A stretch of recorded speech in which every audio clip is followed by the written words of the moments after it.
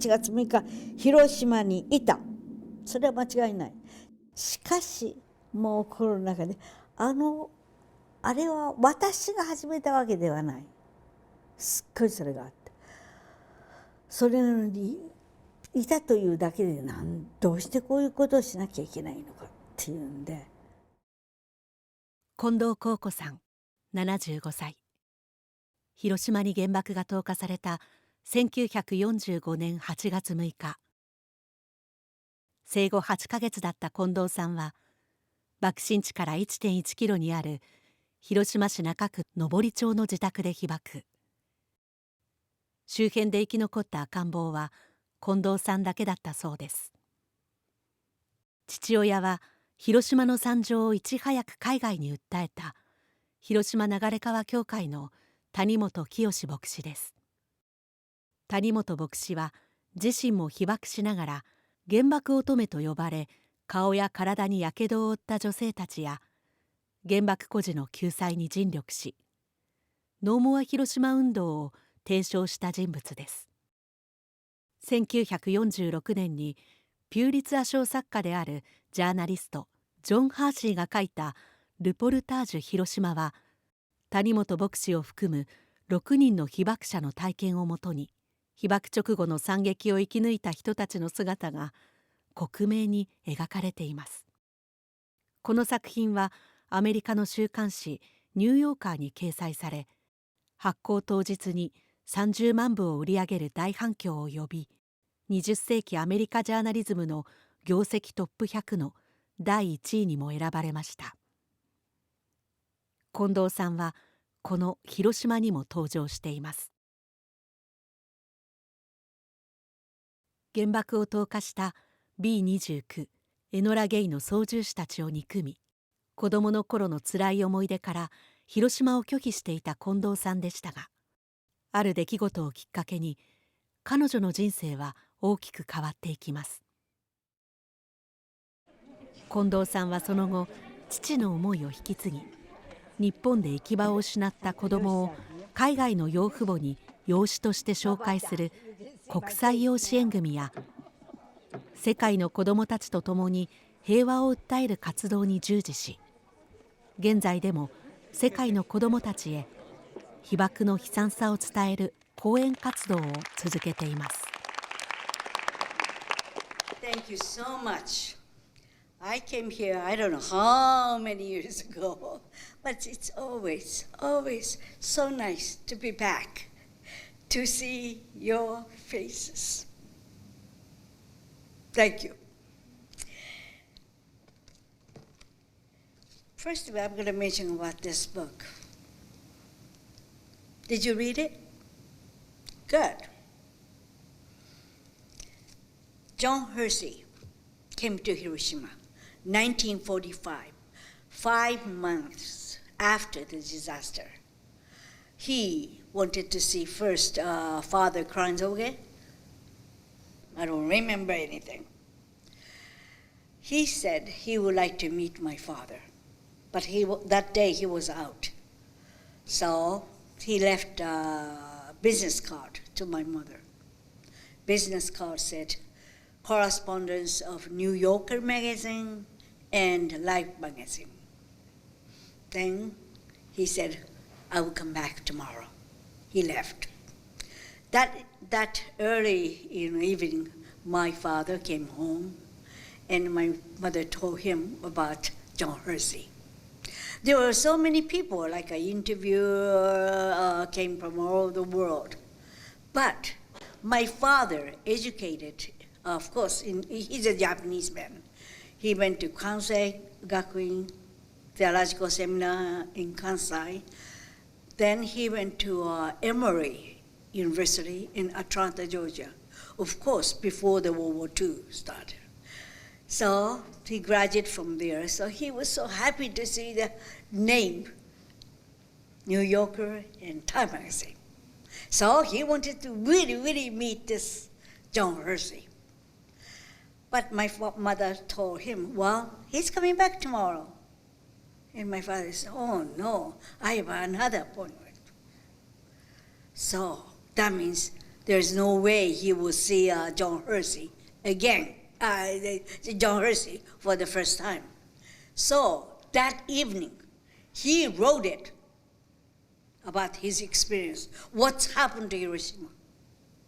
So since I was a little girl, I knew there is some letters exist, but I didn't have any idea that where that letter kept it. 3 years ago, John Hershey's grandson came to Hiroshima. By the way, do you like to receive the present? I do too. John Hershey's grandson said, Mrs. Kondo, I have some gift to you. Gift was this. I opened it. You won't believe it. My whole body was shaking.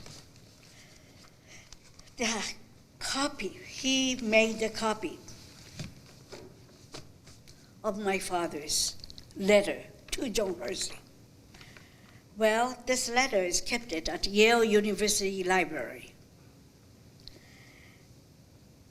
But he wrote this in one night. So just like, scrubbing, draft letter. But first page he said, Mr. Hershey, please forgive me. I don't have any time. I should rewrite the whole letter. Of course, you won't give a draft letter to the people. No. But he just didn't have any time to rewrite. So he had to, you can see from your, it's scrabbled. But this is all he could do. So he said, please forgive me for my, letter. But I don't have any time. So please accept this. So John Hershey read this.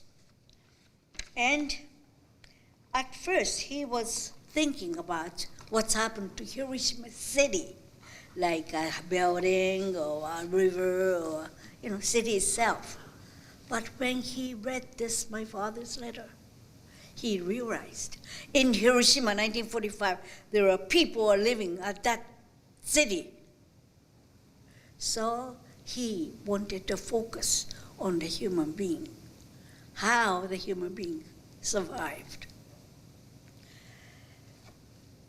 I was so pleased to, receive this wonderful, wonderful present. I knew that since I was a little. But I always had a, image that someday I really would like to see this writer, John Hershey. And finally, when I was 40, he published this book, 1946. But one beautiful story I will tell you. The New Yorker magazine wanted to put this book into one magazine. But as you know, the magazine is very thin. Usually this thick, they would divide it and monthly. They would put the new section so people can read the whole story, maybe within 4 months or 5 months after. But president of the New Yorker magazine, head of the editorial personnel, and John Hershey, just 3 guys, they were really worried because if 1/3 were printed, okay, then people have to wait for next section for another month. If U.S. government read this first part, oh my goodness, that's, while we dropped the bomb. And people who read the first part, they're going to be, they might criticize about U.S. policy. If United States feel that way, probably they would say, no more publication. The latter part, we don't want you to publish. That means the people cannot read the whole book at once. So 3 guys decided, magazine, they have, so many different articles, all right? But three guys decided, let's put the one book in one magazine. That's it. All the other article for our next issue. That means people can read this book from beginning to end at once. So the went out. For example, like Einstein. You know Einstein. Do you know Einstein? Okay, good. He, of course, bought 1,000 copies. And he gave to his old friend scientists, please this book, please read this book. That's how that this book came out. However, since I was a little girl, I really would like to meet this author, John Hershey.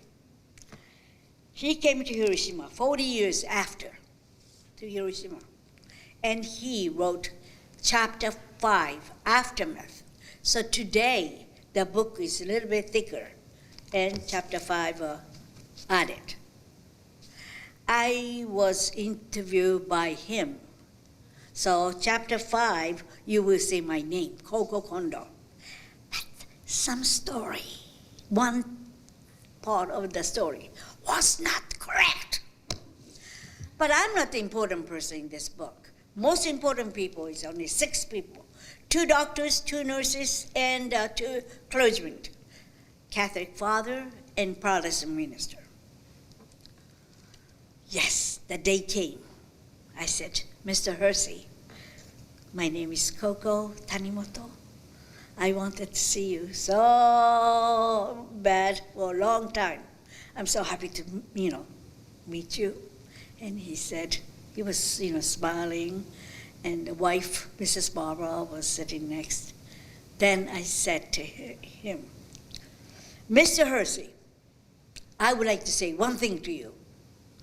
He was a very tall, nice gentleman. He said, Koko, what? You can say anything you want. Thank you, sir. Then do you know what I said? Mr. Hershey, I am not a boy, I am a girl. This is very important for me, okay? I just said only that part. And do you know what he said? Koko, do you have a book? Yes, sir, I do have a book. I gave this book to him. He wrote it right after he received. First page. For Koko Tanimoto, who stand out in this book as an hero, he put on the line, for which my apologies. Page 41, and warm wishes, John Hershey. So I said, so excuse me, I just wanted to check the page 41. So I did it.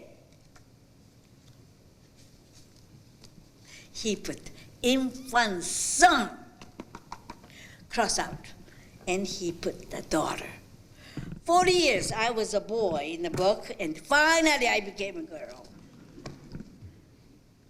But this book, I am so pleased, and because no one knew how the radiation affected the human body, and this book taught us a great deal. When I was a little girl, 2, 3, 4 years old, my father is the minister of the church. Our church is, only a 900 meter away from ground zero. That means, you went to the Peace Park. From there, only 800 meter. It's everything. Tower is gone, window, everything gone, except the wall of the building. We, my mother and myself, that day, August 6, 1945, 1.1 kilometer away from ground zero. Everybody told me that day was a beautiful, beautiful, clear day, blue sky. and the air rate was off, so people started going out. My father had some work to do, visiting somebody, so he was already gone. So at the parsonage, where the minister lived, my mother and myself. I was only an 8-month-old baby. One of the church members wanted to see my mother came to the house. 8 o'clock in the morning, usually, 8-month-old baby still in the bed or might be crawling on the tatami mattress room.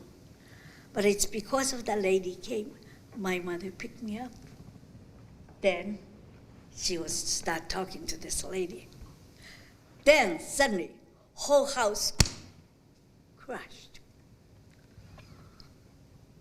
I knew I was able to survive because my father's book or his lectures and the sermon, and so I knew how I survived. When I was 40, one day my mother said, first time in my life, she opened her mouth to tell me what's happened that day. This lady, Takagi-san, came, that's why my mother was holding me. Then suddenly, whole house crashed. So my mother's body and head, everything from the roof came down on her. So she was unconscious. Consciousness came back and forth, back and forth. Then first she realized the baby is crying. So she thought, oh, somebody's baby is crying. Then stopped. Then her consciousness goes away. This is go on and on. Then finally her consciousness came back. She realized it's no light, it's black room. Except when your eye gets used to it, he was able to see the small light coming through the room. She realized she had a little baby in her arm. But on my body, my mother was top of me. That's why I couldn't cry. When she found out, she knew she had to do. First, of course, she's a minister's wife, so ask for God. God, please help us. And she said to the God, I don't care about my life, but God, please, Koko's life, I would ask you to take care of it.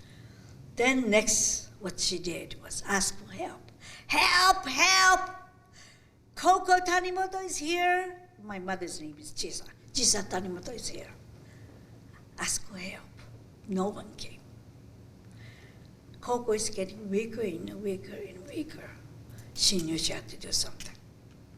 Finally, she was able to move little by little. Made a little hall, put me through the hall, and I was able to get out. Then my mother was able to get out from the house. When she was out, she looked around the environment. Fire all over the place. She didn't know what's happened. She knew the one thing, she had to leave there. At that time in Hiroshima, no one knew about atomic bomb. We were told it's a new type bomb was dropped in Hiroshima City. We didn't go any place. We stayed in Hiroshima. As I told you, the church was located only 800 meters away from Ground Zero. I remember sometime the children were sleeping inside of the building. Many people were able to go into the orphanage, but some are not. They don't have a house to live. Parents are gone. Grandparents are gone. They are orphans. My father wanted to help for those children. So first, he started his moral adoption. At that time, you can do the legal adoption. So he started a moral adoption. That means children who doesn't have any parents, the American family, take care of the one boy or one girl, then became like a father and mother. Only correspondence is that time is a letter. They are writing a letter to the child. The letter was just like a parents writing to their own children.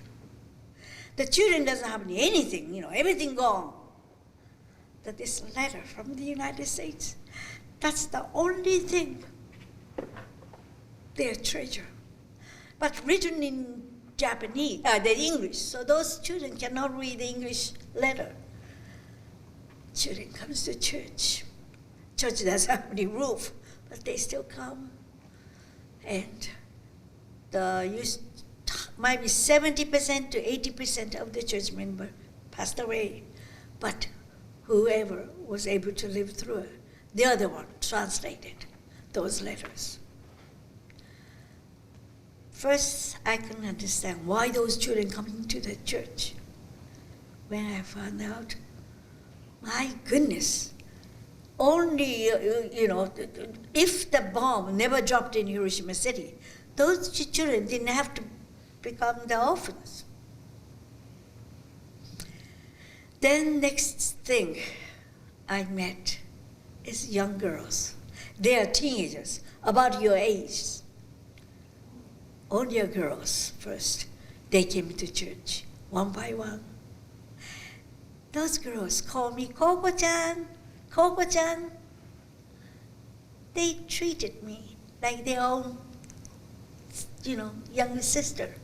They were so nice. One day, one girl found a comb. So she brought the comb to the church and she combed my hair. I just wanted to see the comb. I looked right. I saw a comb, but the girl was holding this comb. So the fingers are all melted together. My gosh, what's happened? That time, first, I could not see the girls' faces. Some girls could not close eye. It's melted here, so couldn't close. Some girls' lips all melted to the chin. Even I was 3 or 4 years old, I could not ask those girls, what's happened to your faces? What's happened to your fingers, body? I couldn't ask. But the girls are talking to friends, that conversation, I listened to very carefully. Then I learned only one bomb was dropped in Hiroshima City. That's why many children became orphans, and many teenagers, girls and boys, became, keroid. Little Koko thought, the people who are on the B-29, they are the bad one. I am the good one.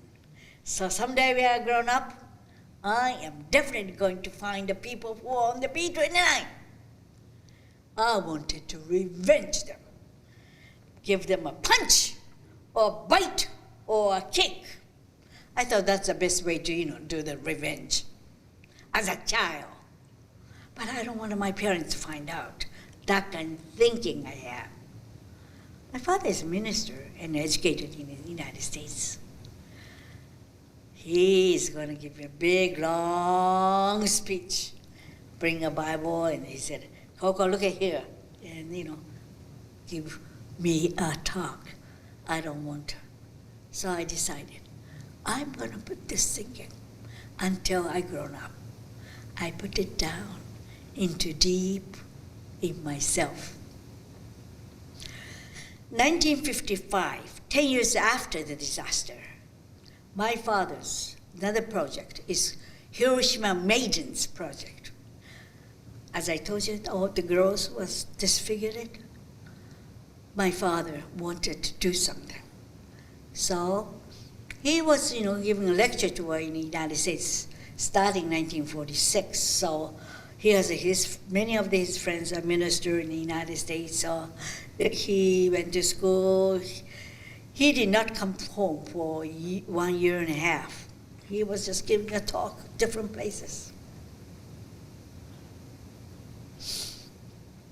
So they decided, and one with the hospital, Mount Sinai Hospital in New York, said, Mr. Tanimoto, we would like to take care of your girls, but we could handle only 25 girls.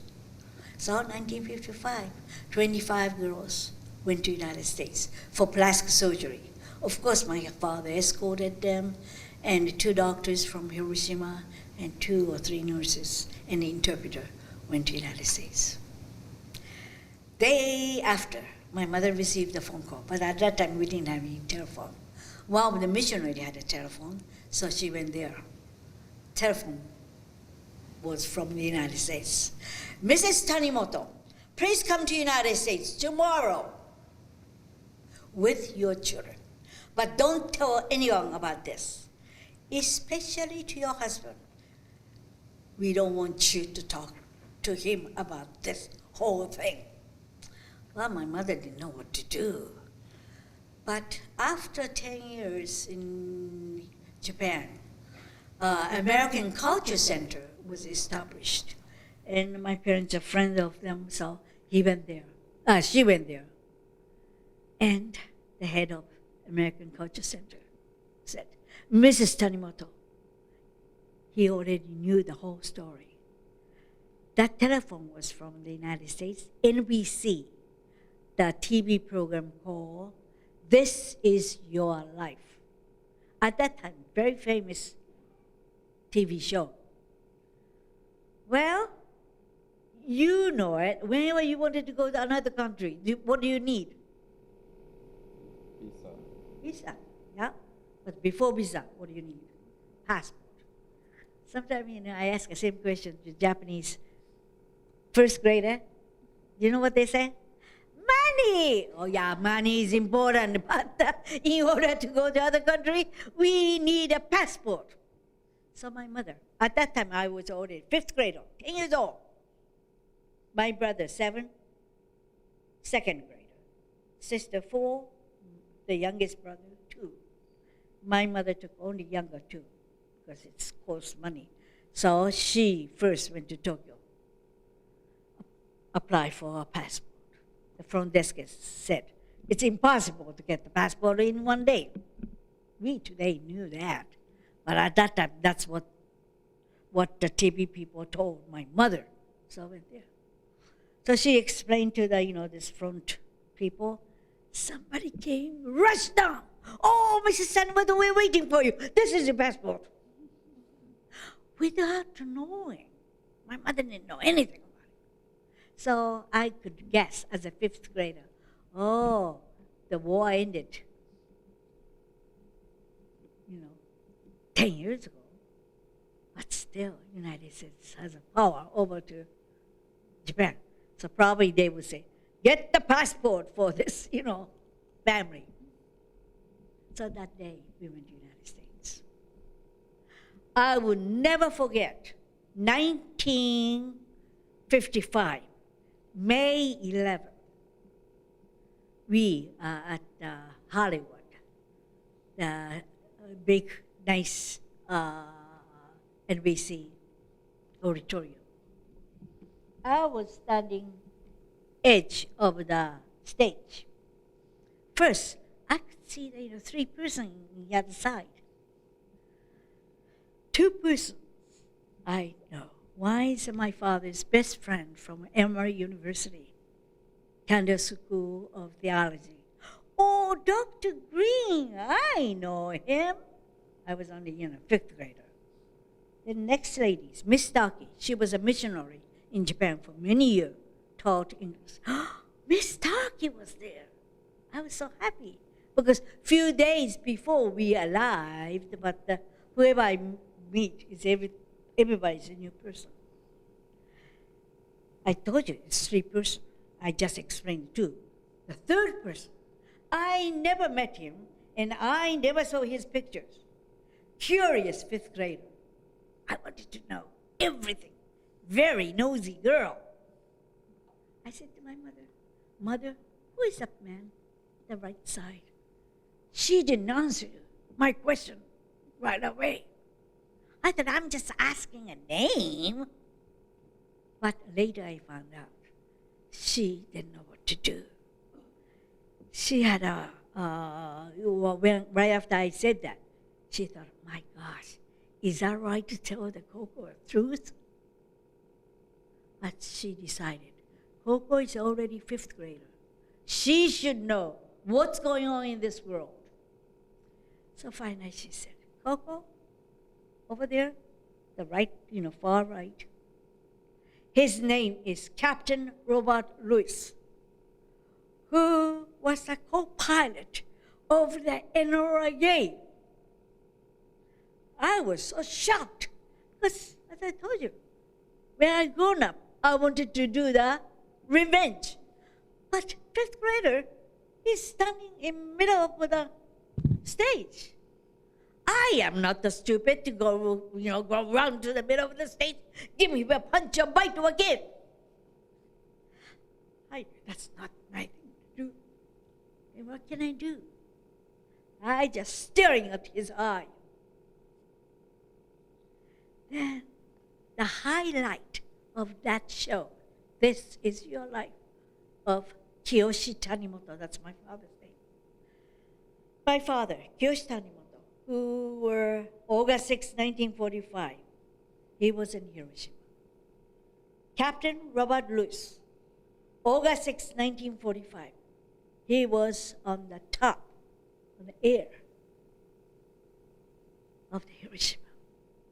They never met each other before, but that day they met as a first meeting. Ralph Edward, this interviewer, asked the Captain Lewis, after you dropped the bomb, how did you feel? Captain Lewis said, well, I better say a little bit more. I could not understand the difficult English, but simple English I could understand. And when I heard that that's the co-pilot of the NRA, I am not stupid to go run to the stage. What can I do? I was just staring at him. You, the Byron. I am the right person.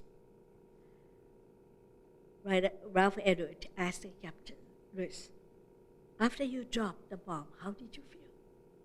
Captain Lewis said, 8:15, the target was T Bridge. Looks like an alphabet, T. That's the bridge, the shape is. So from the airplane, it's easy to point it out. 8:15, they drop it. They had to leave right away because no one knows.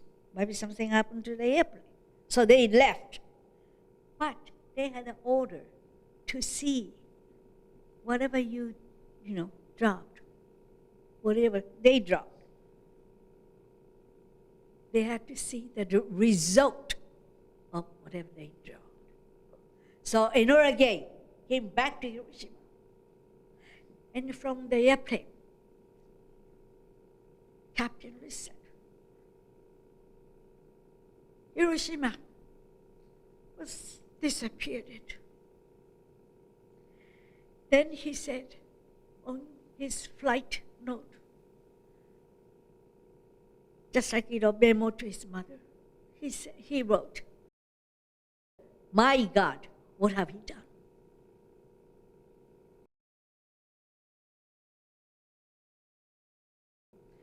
I was looking at, as I told you, looking at him, his eye, staring at him.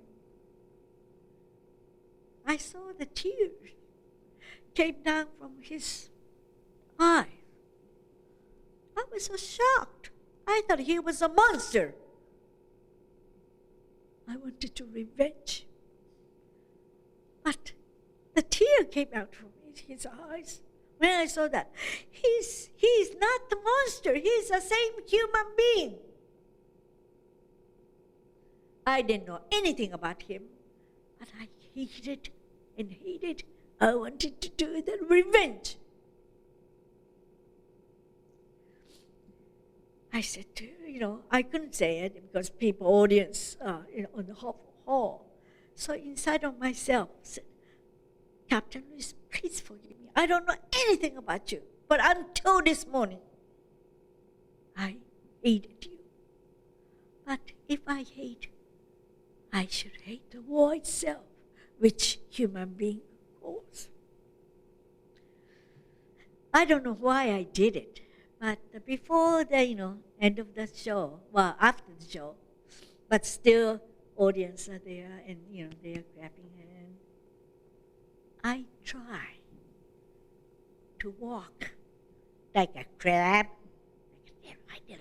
so no one can see me. But it's impossible. They can see me that I'm moving. I just wanted to close to Captain Lewis. I just wanted to touch his hand. I don't know why I did it. But probably at that time, 10 years ago, that's the only way I could do that. Sir, I'm sorry. I am so grateful that I had a chance to meet Captain Lewis. If I never had a chance to meet, probably even 75 years old today, other side is bad. U.S. is bad. I am the good one. I am the right one. But he taught me very important thing. I went to college in the United States. My sophomore year, one day, I decided I would like to meet Captain Lewis because I would like to say that one word. Thank you. It's because I met him, my whole view changed. I was a poor student in the United States. It's such a big country. I didn't have any money to go over there. Then, college education works, homework and, tests and exam. I just didn't have any time to think about it. I was in the United States 5 years and a half. Then I came back to Japan. One day I opened a newspaper, said, he passed away. It was a small article. When I read that, first thing came to my mind, is about Hiroshima. You went to the Hiroshima Peace Box, all right? Did you see the cenotaph? At the cenotaph, as an inscription said, rest in peace. We shall never repeat same mistake. But the cities think mistake is too weak, so they translated evil. But I don't think evil is the right word to use. But since you can understand Japanese, so probably you know what Japanese are trying to say. I would like to give that word to Captain Lewis too. Captain Lewis, please rest in peace. We shall never repeat the same mistake. 2 years after he passed away, his medical psychotherapist or somebody, at the hospital, showed a sculpture which he made it at the hospital. I read it in newspaper. It was a small article in Japanese and small picture. So at that time, I never thought I'm going to give you a talk, so I never cut it and keep it. But in my mind, the picture was so small. The sculpture was not that big. That's what they said. It was a mushroom cloud and tear. I thought one tear, but today somebody's student tried to locate, and more than one tears or maybe blood, I don't know, running. I am so grateful that I did have a chance to meet him. When I was little, right after the disaster, my parents were so worried about me. I had high fever, blood, diarrhea, no doctor, no medicine, nothing to cure. They are just only praying to God to help. I have a cousin, about 6 months older than me. She came to Hiroshima 2 days after the disaster to bring the food. But guess what? She passed away. At that time, we didn't know why she passed away. But later, maybe 10, 20 years later, my parents and my grandma are talking to each other. Maybe she died from the radiation sickness because she had a purple dot all over her body. That's a blood cancer, leukemia. I was there in Hiroshima. We didn't go away. We stayed in Hiroshima. But I left Hiroshima age 15-year age because since I was a little girl, I had to go to ABCC, Atomic Bomb Casualty Commission, run by U.S. government. No one knew how the radiation affected human beings. So ABCC is established. It checked the survivors, hibakusha. I was a child, so they would like to, later check the whole my body, then see how I grow up. So how much the radiation might affect this child's, body. When I was little, I was more like happy to go up ABCC. You know what? It's all the testing, everything.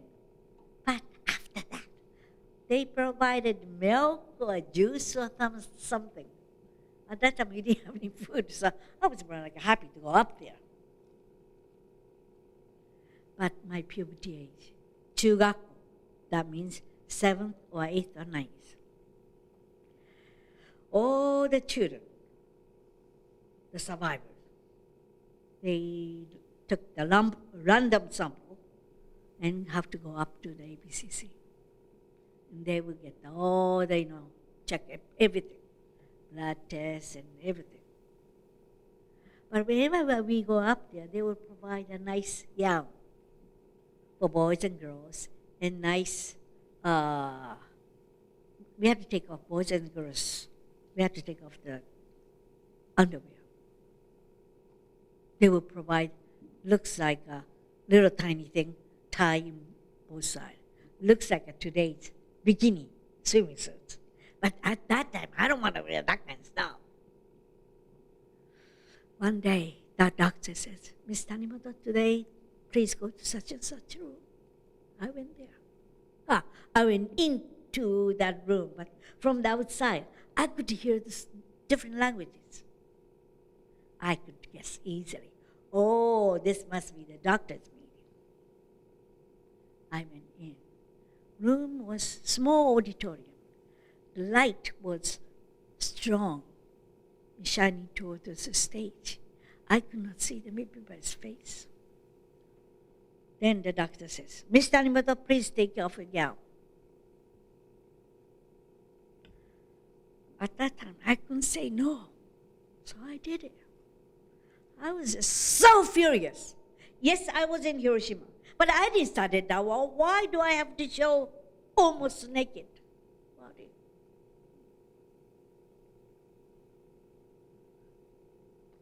I'm PK, preacher's kid, so I asked God, please take me away. I thought he's not listening to my prayer. Then I decided I am not going to stay in Hiroshima. I don't want any more check, medical check. So I went to high school in Tokyo, then to the United States. I didn't want to talk about ABCC for a long time, but today I don't mind because I was able to meet the very wonderful doctors through ABCC. Some doctor said, Koko, your children's data was sent to Chernobyl. Do you know Chernobyl? To help the children of Chernobyl. When I heard, gee, I thought I couldn't do anything for the people. But at least I was used for somebody else. I feel like, I climb up, and I was able to go down one mountain.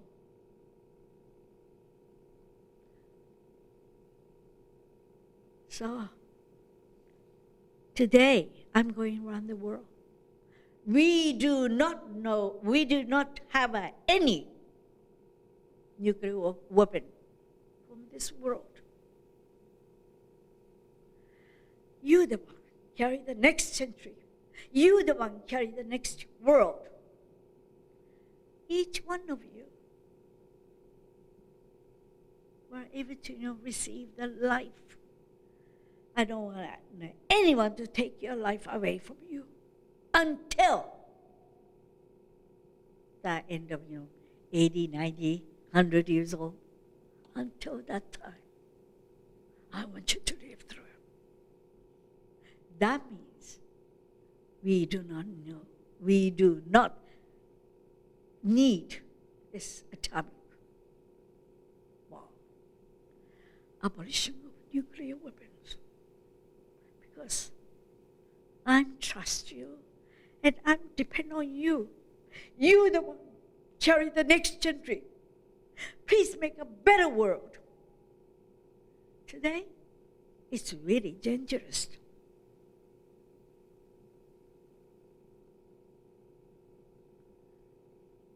I depend on you. My father always told me, we cannot change the government, we cannot change the system, but, Koko, person to person. Like today's wonderful example, I gave a talk 18 years ago to your teacher. Now she's teaching you. You can make a better world. Thank you for attention. One more thing I would like to show you. My parents always said, Koko, you're the only one baby survived in our neighborhood. That's why we want you to work for peace. We want you to work for Hiroshima. I said, no, not me. Because the ABCC's incident, I could not tell my parents. Especially my father, because he educated in the United States. ABCC is run by U.S. government. So I just couldn't tell them. So even they said they work for Hiroshima and work for world peace. I said, no, not me. But they kept it. Guess what? Somebody can guess? Baby clothes. Yeah. You say, your baby's clothes? No. Yeah, you're right. That's mine. August 6, 1945. I was wearing this. I'm small, but much smaller, They kept it. Well, everybody, thank you so much for, attention. Can I say one more thing? Do I have a time? Okay, thank you. 1916, somebody came, very famous person, came to Japan. Who is it?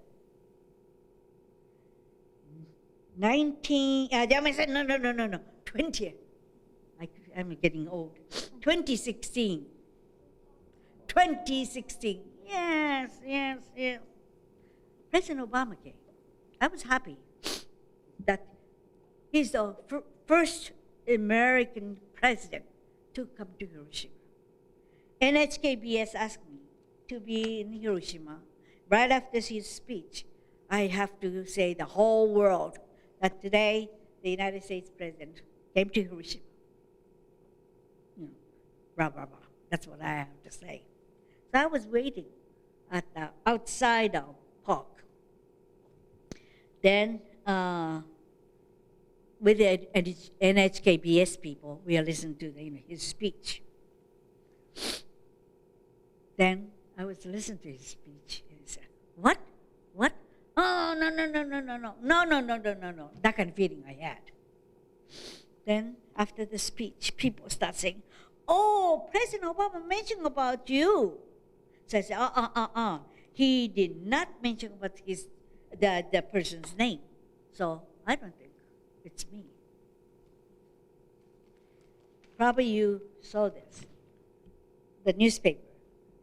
This is his speech. Don't worry, I won't read the whole thing. But I'm going to pick it up, okay, the part. Someday, the voice of the hibakushas will no longer be with us to hear witness, but the memory of the morning of August 6, 1945 must never fade. And he said something else. Then he said, we see these stories in the hibakusha. The woman who forgave a pilot who flew the plane that dropped the atomic bomb, because she recognized that what she really hated was war itself. I don't know if that's me or not, but that's not the important thing. He came to Hiroshima. Like a President Carter came too, but it was after his presidency. Well, everybody, you might be the President of the United States, or, oh boy, I have so many hope to you. I'm depending on you. Thank you very much.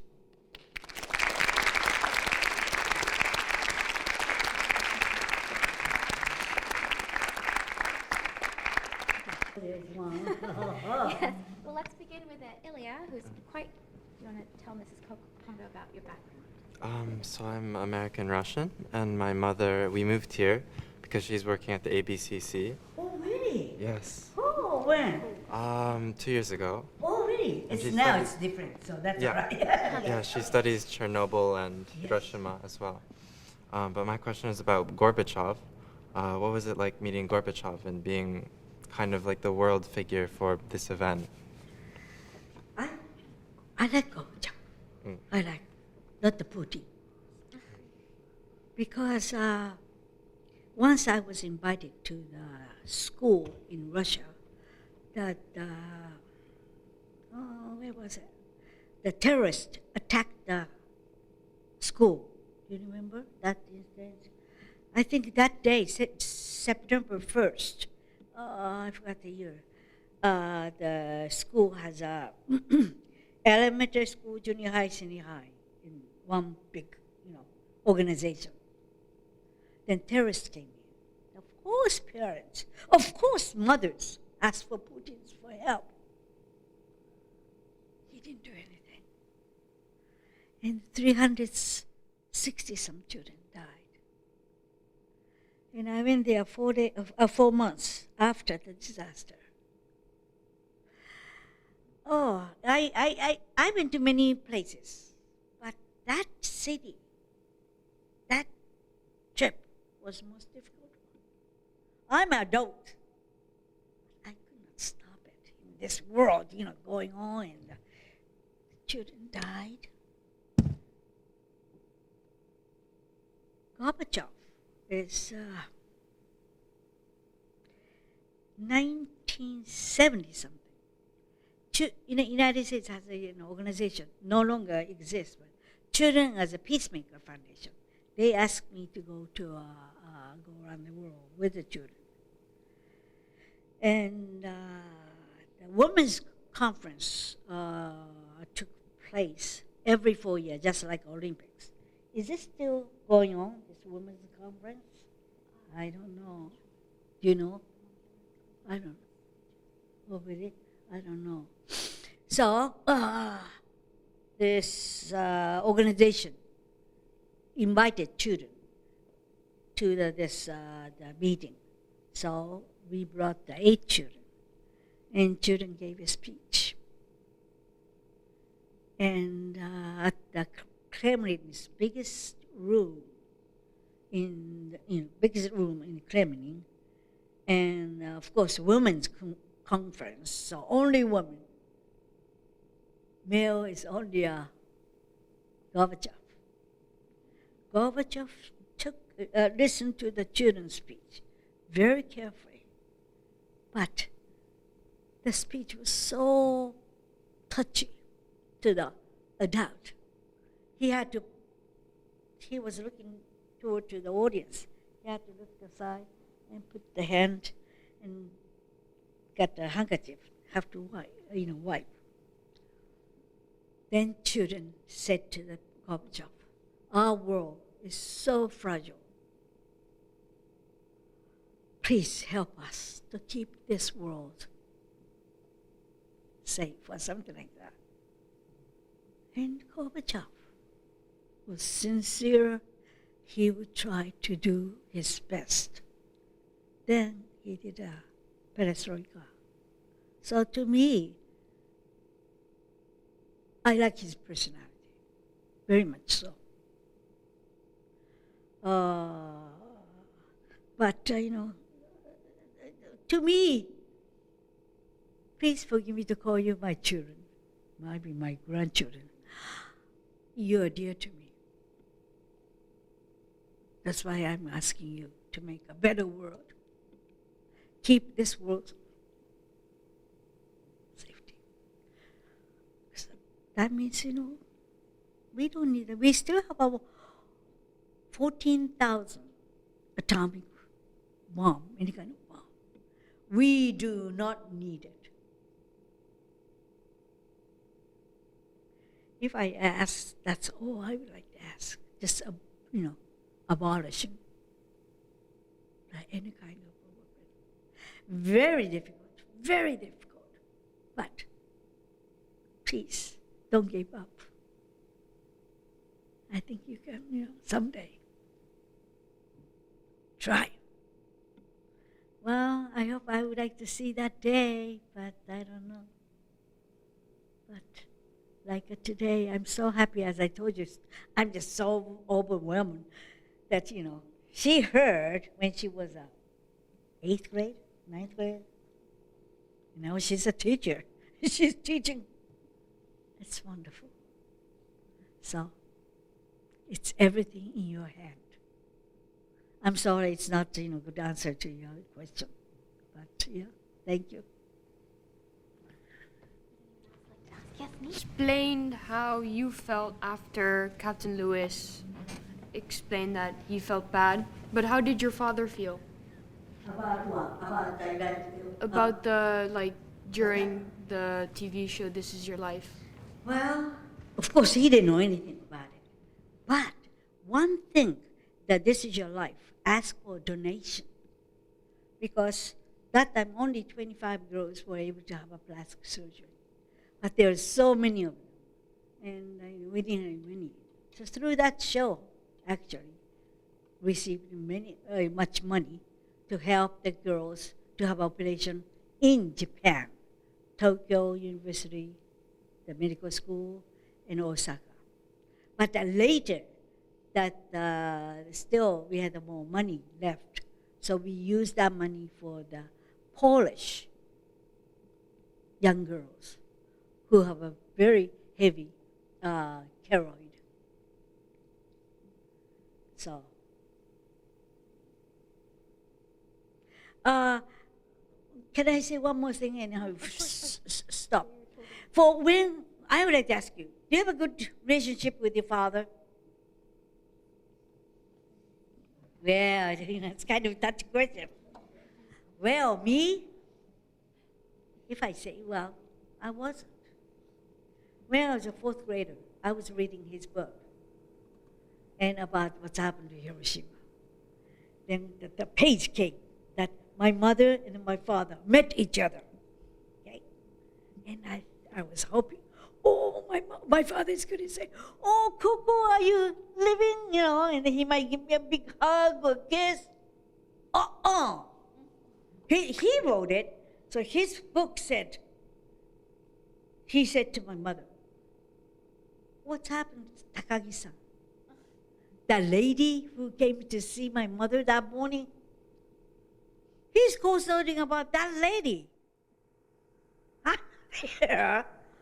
The bomb was dropped, he should be happy to see me. He didn't say anything. In the book. Then fourth grader Koko said, oh my gosh, he's not happy to see me. I'm not going to read this book. But after I met the captain, my feeling changed. Finally, my 5th and 6th grade, I slowly opened it. He was searched, this lady. He was able to find Mrs. Takagi was alive. Then he said, thank you, God, my daughter is alive. But still, he was running all over the place. He goes to United States, was speaking to her again and again. That's why I'm not going to work for peace. That's for a long time. But he served that church for 40 years. Last sermon I heard, finally I understood. That day, August 6, 1945, I told you, we were in the Hiroshima city. Okay? Only 1.1 kilometer away from ground zero. My father that morning was in the mountain, 3 kilometers away. According to John Hershey's book, he was hit by the strong wind. He fell on the ground. He thought some kind of small bomb was hit on him. He slowly woke up, touched body, everything okay. He could not understand what is that strong wind. Since he was in the mountain, he can see through the mountain. If you take the leaves out, and you can see the whole city of Hiroshima, because Hiroshima stands on delta. So from the mountain, you can see Hiroshima City. Fire all over the place. He said, first thing that came to my mind was, what's happened to my daughter? What's happened to my wife? What's happened to my church member? And what's happened to my neighbors? He just wanted to go down to the center of his city. But in Hiroshima at that time, we had 7 rivers. So some bridges were broken, so he had to make a detour. However, he rushed into the Hiroshima city. People asked for help. I don't know how many, just so many people asked for help. He said, first thing he came to his mind was, what's happened to my daughter? What's happened to my wife? What's happened to my church member? What's happened to my neighbor? He said, that was my self-centered thinking. And this, tasukete, the voice stated his mind for years and years and years. Well, age 30, I met one person. He was atheist. You know atheist? He won't believe in any religion. He doesn't know anything about atomic bomb. He doesn't know anything about Hiroshima and Nagasaki. He was making documentary film. My life. I'm going to live completely different life. Guess what? I got married, and he became a Christian. And guess what? he became a minister of the church, just like my father. So now I live in the second floor of the church. I could not have a children, but I adopted because I helped the international adoption. So I would like to tell you, life is interesting. If you face some problem, it's always other way. Do you remember Robert Frost? 2 ways, 2 roads to go. Do you remember that poem? Don't you know? Did I say? Yeah. Is that right? So, always there is a way. Enjoy your life. And I depend on you. Thank you.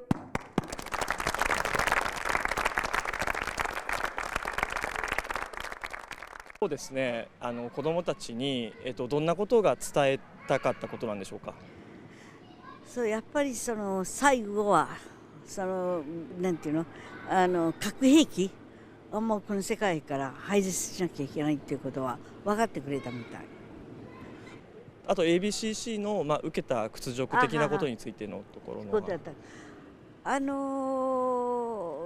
やっぱりああいうところがないといけないよね。調べてるところがね、やっぱりそれで調べたものを昔はその ABCC のその初めの頃はもう全然教えてもらえなかったからね。でも今はもうこの時代になってもうどこでもその放射能の研究してる人はもう一堂に集まってもう全部オープンにしてね。そしたらやっぱりそこ放射能は人体に良くないっていうのが分かればそこからでも核兵器廃絶が出てこないかと思ってる。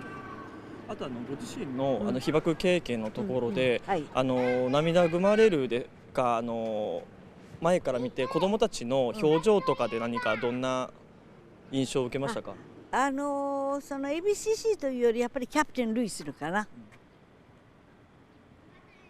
だからやっぱり戦争の場合ね、キャプテン・ルイスはキャプテン・ルイスで自分の国のあれをしたんだけどもやっぱり彼だってその広島の惨状を見たらもう、ね、日本の学生と違ってその海外の学生に伝えたわけなんですけれどもどういったところが一番伝えたかったんですか。海外も日本も大体一緒、同じ言いたいことはね。ただやっぱり次の時代はあの子たちが担ってくれるんだからやっぱりそこをちゃんと分かってほしいっていうのはすごくあってね。結構広島の本を読まれた子たちも多かったですね。大体読まなきゃいけないのね。読むことになってるんだけどもで一つ面白いやっぱり日本だったら質疑応答になってもねあんなに来ないの。だからやっぱりこの国際的なインターナショナルスクールだからもうちゃんとハグしたい子はハグしてくるし握手で終わることは握手で終わるけどもでもみんな何かを言ってくるわよね。あれが日本語もちょっと変わったらもっとあれなんだけどもいろんな子たちが並んでくれましたけども、はい、どんな言葉とかどんな質問が印象的だったってありますか。やっぱりまず最初にありがとうございますよね。それを聞かなかったらチャンスがなかったんだけど今日聞けたっていうことに関してありがとうございます。今回、通してですね20回以上なんですけれども今までと違って今回初めて伝えたこととか何かありましたか。大体もう同じだけども毎年何が多くなってくるなんて比率で言うとやっぱり核兵器の廃絶っていうのは今回もはっきり言いたかったからね。もうあなたたちが担う時代だみたいなそこに込められたメッセージってどういった意味があるんですか。それはやっぱ世界平和でしょうね。であの子たちに委ねなきゃもう我々被爆者はまずだんだんいなくなるし戦争のこともだんだん薄れてくる中で、やっぱりそこは分かってもらいたい。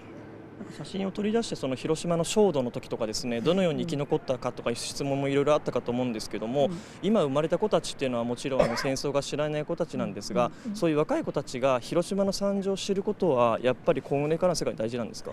そしたらやはり平和がどれだけ大切かっていうのが分かると思うのね。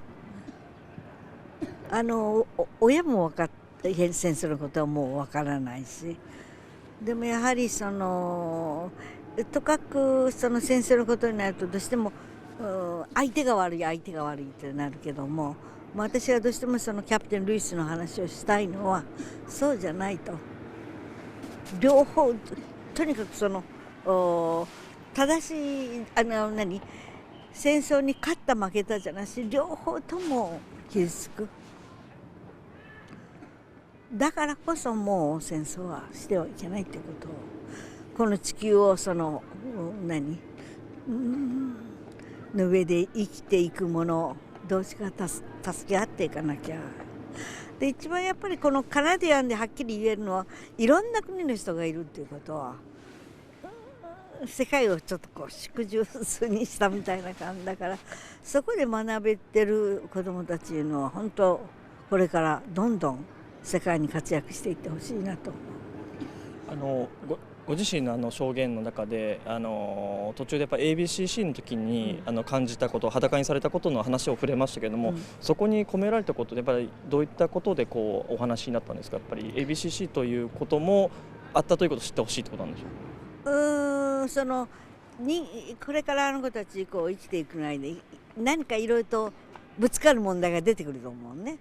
私もぶつかる問題があった。でもそれは何かのあれで乗り越えることができる。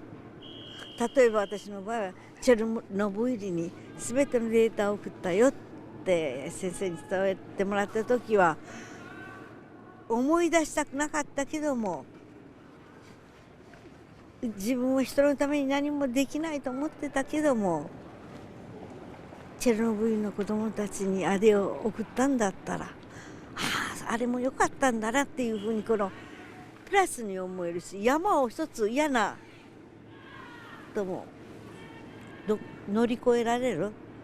それからあれをもしも覚えててくれれば、自分が何かにぶつかった時、もうこれでダメだじゃなしにまた前を向いて歩いてみてほしい。それで私今日はアメリカンスクールみたいなもんよね、ここは。だからロバート・フロストのね「To Road」、必ず道は2つある。それはもうみんな知ってるだろうからそこは言ったんだけどね。ABCC のことも聞いてみたんですけど、やっぱ知らない子がいました。そうでしょうね。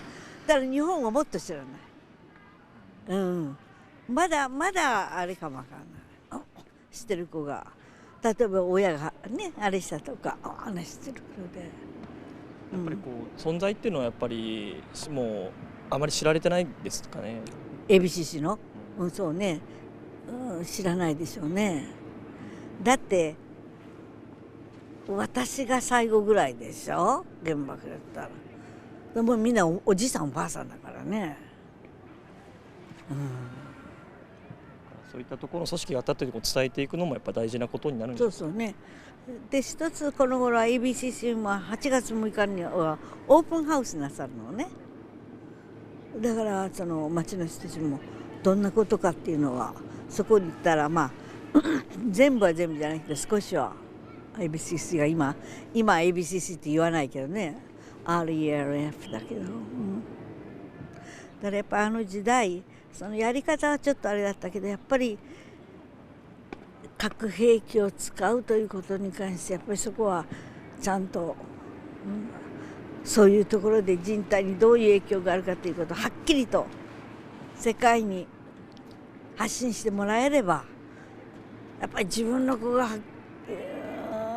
亡くなるなんてね、そういうふうに思ったら、何かいい道がね、全てマイナスに私は考えたくないから、何かもうあの子たちが